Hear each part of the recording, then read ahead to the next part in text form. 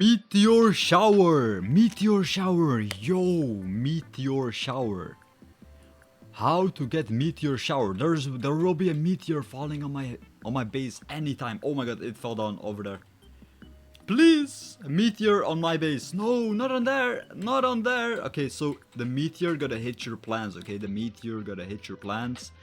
And this is a random event. So this is pretty much a random event. You gotta wait for it a little bit and then it's like randomly gets a meteor shower.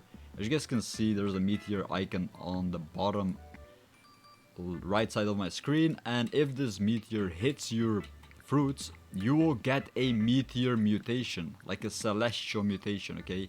You get celestial mutation on your fruits, which is insane.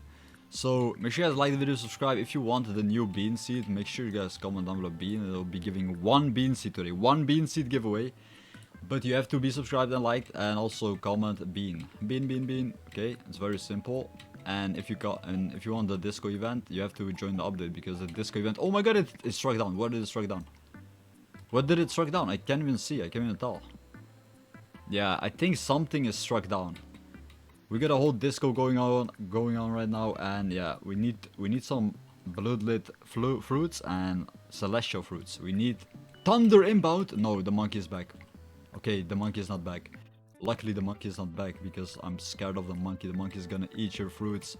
Never mind, he's gonna shock your fruits. He's gonna shock your fruits. The monkey's pretty cool. Anyways. No! Where's the meteor going? Like, hello? Can the meteor just go over here, please?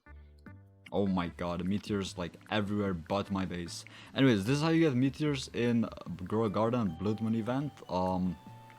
It's a random event, so you just gotta play the game and you gotta wait for it, and it's randomly will appear on your base. It's like a time game.